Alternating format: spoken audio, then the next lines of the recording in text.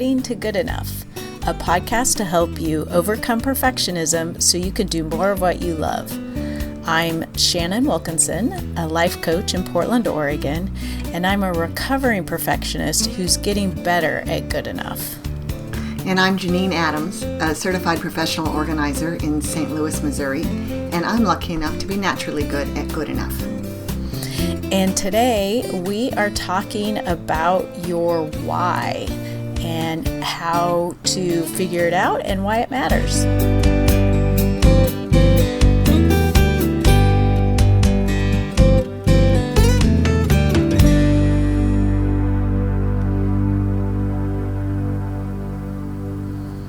Hey, Janine.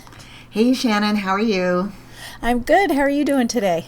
I'm doing great today. It was so nice to get to see you in person and record last week. It really was. And I was just thinking, you seem so far away. I know. It's true. We're back to the normal looking at a microphone instead of looking at a shared computer or whatever we were doing last week. Right. Yeah. As I recall, you were looking at me and it was freaking me out. Oh, that's right.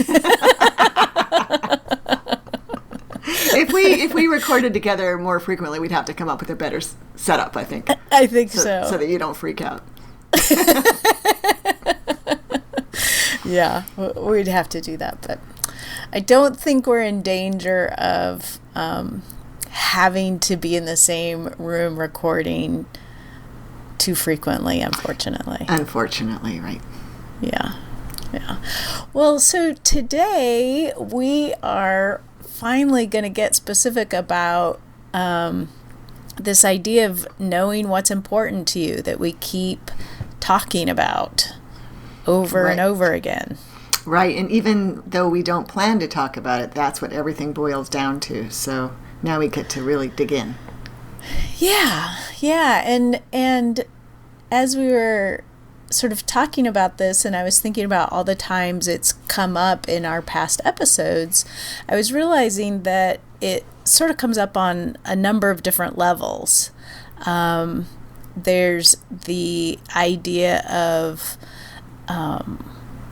sort of as small as the task level, why this task is important to you. What's your why for this particular task, up to, a project or hobby or a particular activity. Last week when we were talking about my genealogy and it occurred to me that it was really important to me to, share the documents and information that I have with other people, that it feels like it belongs to everyone, and that was sort of a driving force behind me wanting to do that. And then a lot, the one episode that comes to mind is when we were talking about overcommitting, that your core values are really important to know.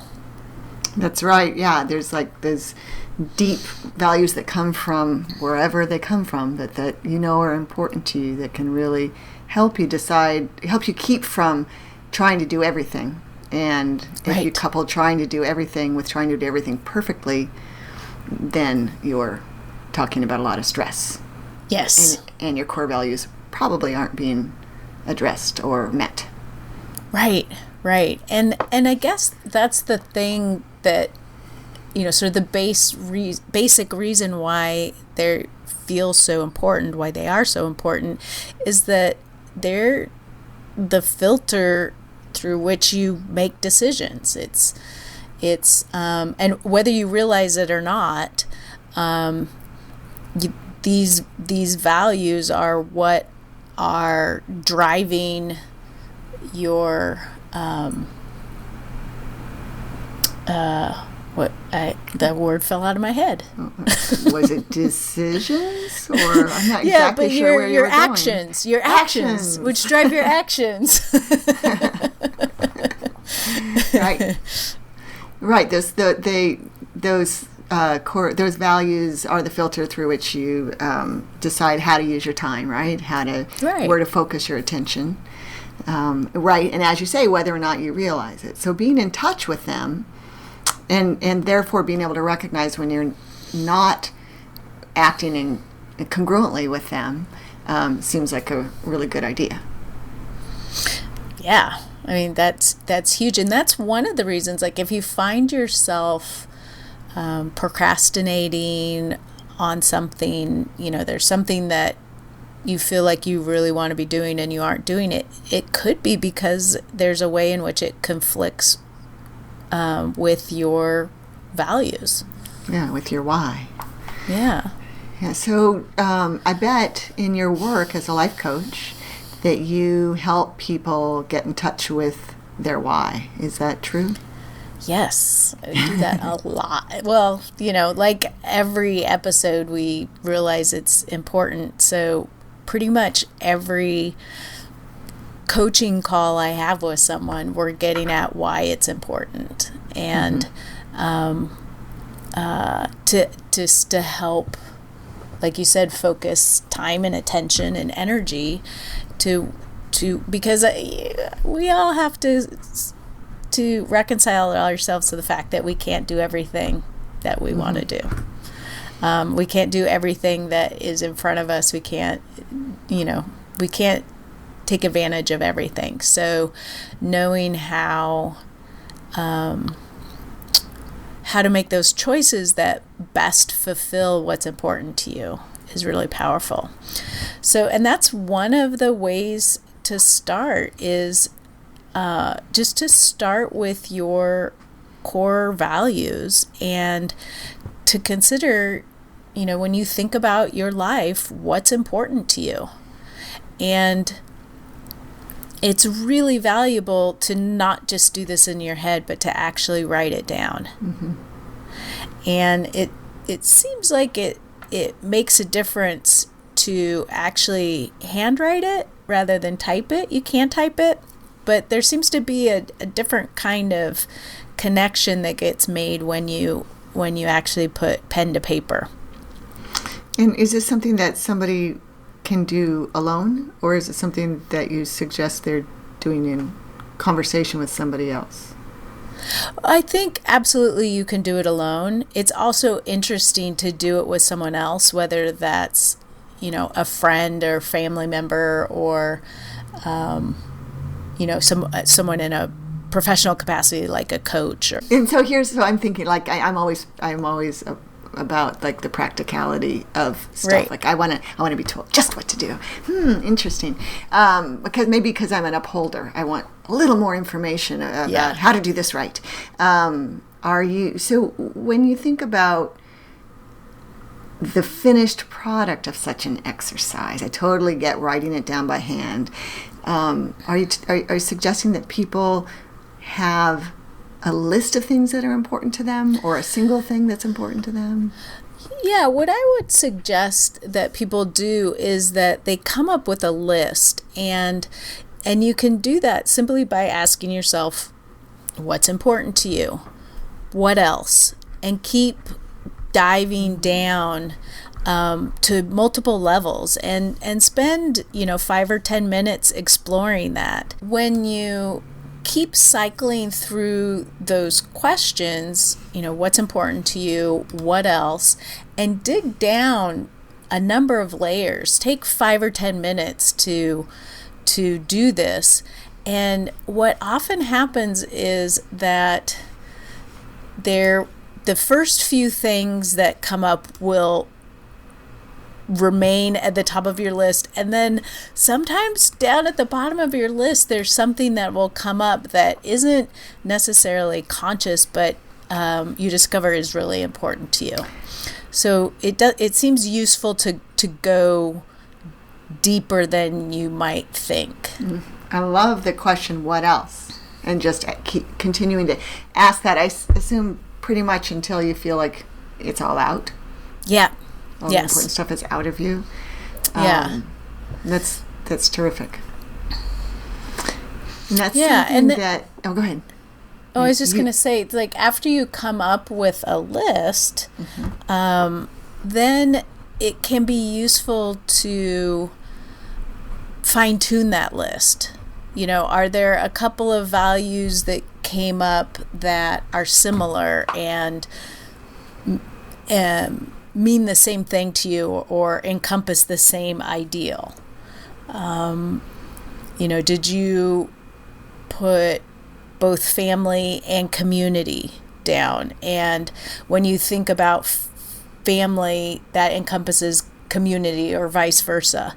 Is there a way that one of these values represents others on the list? And you definitely want your list to be under 10, and I would encourage you to really identify sort of your top 3, because it's hard to keep 10 things in mind, but it's much easier to keep 3 things in mind. Right, so you can kind of distill your longer list into the things that represent, perhaps into fewer words that represent all those things or many of those things. Yeah. And that's great. And then you have a list that you can display or internalize or make your screensaver. Right. Yeah. Right. But then the point of that is, so let's say, your 3 core values are connection, adventure, and what's a third one? Integrity. So then when it comes time to work on a project, then you can use those core values to help you make a decision about what's good enough in that project. Like, what standards do you need to meet that brings you closer to those values? Right. Does that make sense? That makes sense, yeah. And it seems really easy to do, which is always nice. And there's no perfect way to do it. There's no perfect answer to any of it. Right. It's just knowing what's important to you, right? Yeah. And so those are those deep core values. And then there's also more transient things that are important to us as well, right? Right. Yeah. Yeah. You may choose a particular value to focus on for a period of time. Like, I know you do you choose a word for the year on a regular basis. Right. I give myself a little retreat day every year at the end of December. I love that week between Christmas and New Year's. And it's usually during that week I'll do this, where I'll go to several locations around town by myself. And I set my goals for the coming year. I go to a coffee shop, I go to the library, sometimes I float in the flotation tank. And among the things I do is this Word of the Year exercise that I have been doing since 2013. So I've done it 6 times. And I use a free download from Christine Kane, and we'll put a link to that in the show notes. It's just a series of exercises that help me come up with the word that feels most important, I guess is the right word, for the coming year. It's great. I mean, one year I made what is it? What did I make? Was it like a bracelet? A vision board or something? No, It was a piece of jewelry. I know what it was. That like a year ago, they were selling all over the Facebook. You see these little discs with holes in them that had hand stamped a word on it. It was a word. It was meant to be. It was your word. It was marketed as a word of the year thing. So I bought one of those. That year was fearless. So I have one that says fearless. But anyway, I find it to be a nice exercise that helps me figure out my year, and then I can always come back to it throughout the year. Yeah, when I've done it, I didn't do it this past year, but when I've done it in previous years, I know it was always very useful in deciding how to spend my time for work, for pleasure, and it helps you narrow things down in a way that feels supportive as opposed to constrictive, I guess. Yeah. Oh, I love that you said that. That's so interesting, because when you said that my first inclination was, I thought to myself, what does she mean by that? How could it be constrictive? But I could totally see how having a word of the year might feel constrictive, but this isn't not that at all. It's just sort of a guide, or as you say, supportive. Yeah. Yeah. Huh.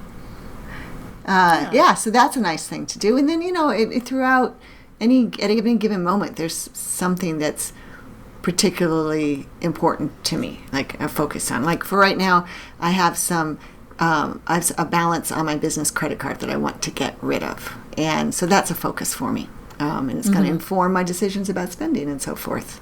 And I don't know why it wasn't more important a few months ago. I wish it had been, but it is now. And so it's funny how that shift happened, whereas that's what I'm thinking about a lot, whereas before I wasn't.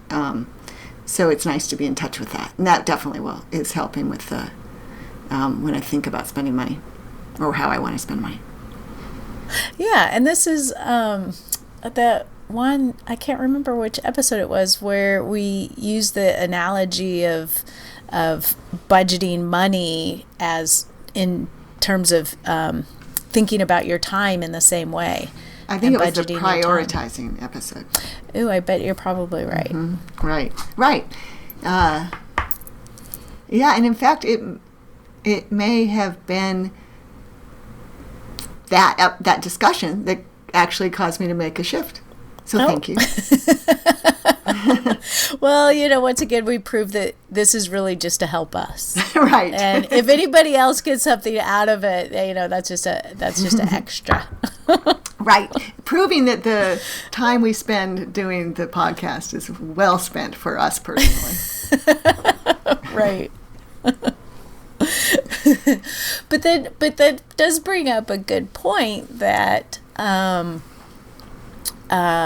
even though there may have been points, over the time period at which this debt accrued, that you were aware of it or thought you should be doing something about it, until it rose to the level of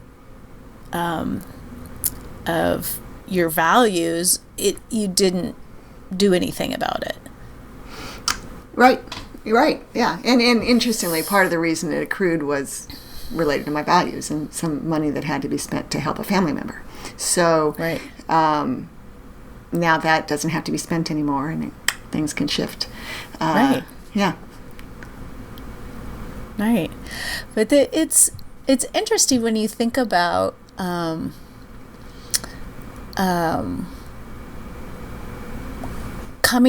just getting clear on your values, on your why, to make it easier on yourself. Right. It's like it gets you clarity, and Yep. and it's like suddenly my glasses have been cleaned, or my windshield was cleaned. It's always amazing when I get my windshield cleaned. Like, what? What was I looking through all this time? Yeah. I remember that with my glasses. It'd be like you clean your glasses, and then all of a sudden it'd be like, oh my God, I've been looking through like smudgy fingerprints for so long. Yeah, do you remember my dog Scout? Of course you remember Scout. Yes. Because she was awesome. And you only knew her for a few months. But anyway, Scout was a big licker. And I remember there was a period of time, a couple of weeks, where I was sure I must have a brain tumor, because one of my, the vision in one of my eyes was so bad. And then I realized Scott had just been licking that side of my glasses, and I wasn't noticing. And I washed my glasses, and the brain tumor went away. It was a miracle. A miracle. Not my smartest fortnight. Ooh, you used Fortnite. That was awesome. Fortnite. I threw that in there. But yeah, so that is what this is like when you have that. When you have, I'm trying to come up with an analogy. I liked the one you said filter, but now I'm feeling like this is being in touch with your values is like a magnifier or a what else makes things clear? A microscope. I'm not sure, but it feels like there's an analogy there. A car wash. Yeah, it's the car wash of your life. That's right. The squeegee of your life. I think that's gonna catch on. It's the microfiber cloth of your life. It's the Windex of your life. Oh my gosh. Yeah, I think there is oh, you know what's funny? I just remembered that when Alex Franzen helped me with my website, she used the phrase clarity goggles. Oh, like that's putting right. on a pair of clarity goggles. That's what being in touch with your why is. It's like putting on clarity goggles. And that's what working with you is like as well. Oh, thank you. Yes. Oh, she's something else with those words, isn't she? Yeah. Yeah. So, one thing that just jumped into my head, I know in our work together, we've talked about being in touch with our body's signal of yes and no. And I think everybody has maybe has different signals. I totally know mine, thanks to you. But I would think that knowing that would be helpful for people who are trying to use their clarity goggles or be in touch with their values. Would you, if you agree with me, can you help people understand how they can know that? That sounded like, you're going to say blink twice. If you agree with this, blink twice. But luckily you can speak, so that's not. And since I can't see you, that's really good that you can speak. I know. Yeah. Yeah, I do think that's true. And what you're referring to is that our bodies have myriad unconscious ways of communicating with us. And one of those things that you can become aware of is what a yes feels like to your body and what a no feels like in your body. And you can do that simply by asking yourself, like think no, and pay attention to what a no feels like in your body. And then you can think about yes and that feeling of yes when something is really right, and feel like what that feels like in your body. And start paying attention to those subtle signals, which will help you know that you're on the right track with your values.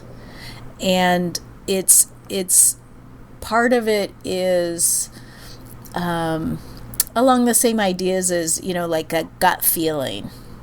Mm-hmm. And it may or may not be something that you feel in your gut, but that's the kind of thing that we're talking about here, is that, there's some sensation that goes along with what a yes feels like, and a sensation that goes along with what a no feels like. So you can even use that knowledge if you're wanting to decide whether something is in alignment with your values, even before you consciously know what your values are, I would imagine. Right. Am I right? Yeah. Oh yeah, absolutely. Yeah. So you can sort of use it on both ends to help you determine what your values are, and also to just get a feeling of whether or not something is in alignment with your values even before you've clarified them. Right. Do you still offer Boring Change product, downloadable product? I do. Because that is, I think, such a useful technique. And mm-hmm. I think I told you a week or two ago, I pulled it out and used it a couple of times when I was having some trouble getting started doing some stuff. And it put me in touch with my unconscious mind. It was really helpful.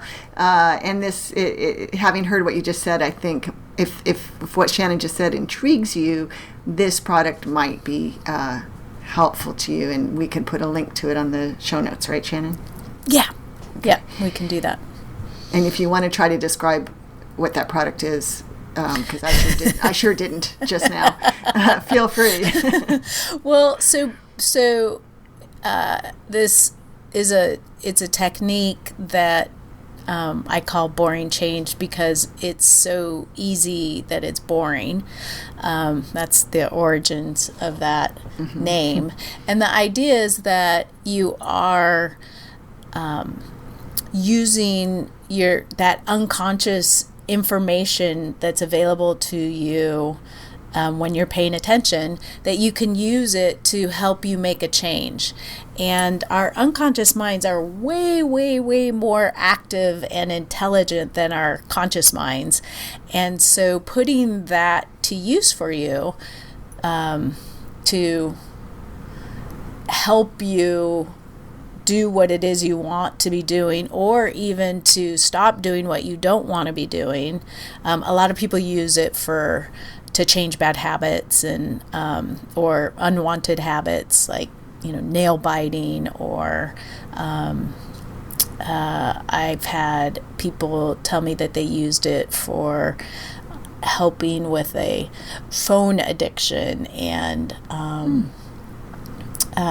eating too much sugar, and different things like that. It's really great for stuff like that, to change those sorts of things that you often don't even realize you're doing them, that you're doing them sort of unconsciously. But it's also just useful because it gets you in touch with this deeper knowing in a more conscious way. Mm-hmm. Well, it's tremendous, and I encourage folks to check it out. So it just popped into my head when we were talking about those signals, because that's such an important, getting in touch with your body's signals is part of the technique. Yeah. Right. We haven't really overtly talked about perfectionism yet in this episode, and it seems like maybe we should. Well, yeah, and that's the reason why this keeps coming up in here, is because if you're focusing on perfectionism, then it's easy to lose track of what really matters to you, what you value, your why for doing something, because you get so caught up in getting it right that you're not actually thinking about whether it is the thing you should be spending your time on. Exactly. Right. And also you're not recognizing where the good enough mark may lie if you're trying to achieve perfectionism. So if you know what's important to you and you hit that mark, you meet that value, then that's good enough. Right. That's great.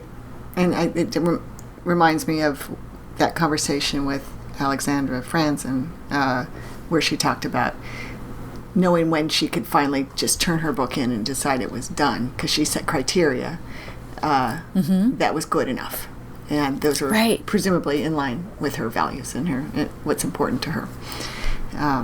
Yeah, cool. It all comes together, doesn't it? It does. Yeah. Oh, the other thing I wanted to talk about real quickly is just to get specific on knowing what's important to you, knowing your why for a particular task or project or hobby, or however you're choosing to spend your time, in sort of a more granular level than your core values. Mm-hmm. And this is the gets into the idea of, why is this important to you anyway? What do you want to get out of this thing that you're going to spend your time doing? And I think, like, in one of our very, very early episodes, we were talking about one of the ways I've been able to get better at good enough is in how I handle other people's levels of cleanliness that are different than mine. Oh, right. I think that was really maybe the first basically episode. Living with teenagers. Right. Uh-huh. But what I'm thinking about in that term is that, when what I was talking about in that conversation was the idea that,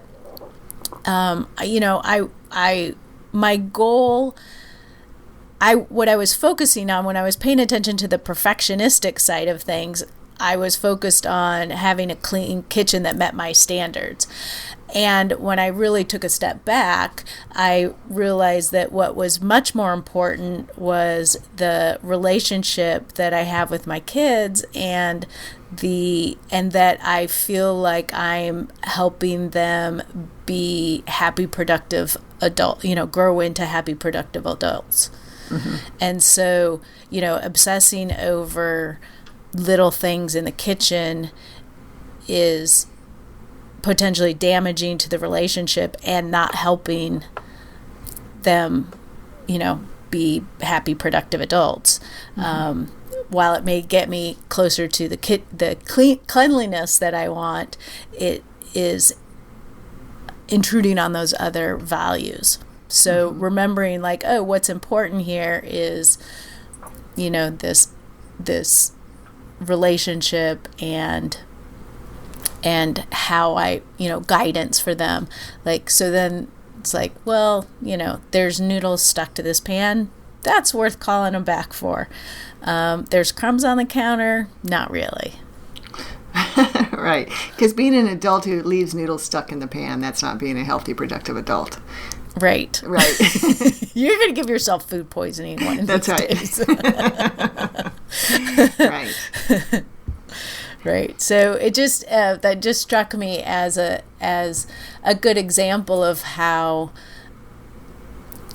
getting in touch with what I really value, both my core values and then in that particular situation, and then how to take take action accordingly. Mm-hmm. Good point. Yeah. So, did you have anything else you wanted to? No, I think if people walk away from this episode with the idea that they might sit down and think about their core values and get in touch with what's important to them, then our work here is done. I think so. I think that's great. And then to work towards incorporating that into your daily decision making, and what's important to you, all the way down to little tasks, and that really does, it supports you. It makes it so much easier to do something that you might not necessarily want to do if you recognize how it's connected to your core values. Right, and conversely, it makes it easier to not do stuff that aren't connected to your core values, to turn down invitations to do things, or to just decide something's not worthwhile for you, which is hugely helpful. Yeah. So either way, it's good to know. That's right.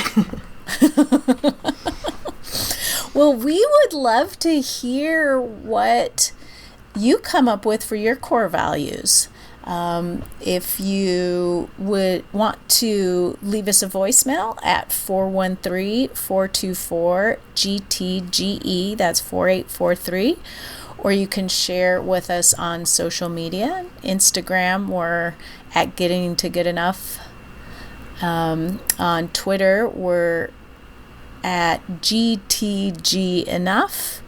And on Facebook, we have a page and a group where we would love to talk more about these things. And I think the easiest thing to do there is to just search for Getting to Good Enough. We'd love to hear from you. And feel free to rate and review on iTunes and wherever yes, else. Always feel free to do that. Yes. Please It feel does. free. It does. It helps. It helps people find us. It helps people who aren't familiar with us to be willing to give it a try. And the more the merrier, right? Absolutely. We now have listeners in Nigeria, Janine. It's very exciting, Shannon. I know. So glad you're monitoring that for us. It's so fascinating to me. I wonder who's listening to us in Nigeria? Who's listening to us in Romania? If you're listening to us in Nigeria or Romania, shoot us an email. Give us a comment on the show notes to this episode. Let us know who you are if you'd like. Or, wherever you're at. Tell us where you're listening from. That's true. Please, from anywhere. This is not just limited to people in Romania or Nigeria. All right. Well, thank you for listening. And this is Shannon Wilkinson in Portland, Oregon. And Janine Adams in St. Louis, Missouri. And we hope that good enough is getting easier for you.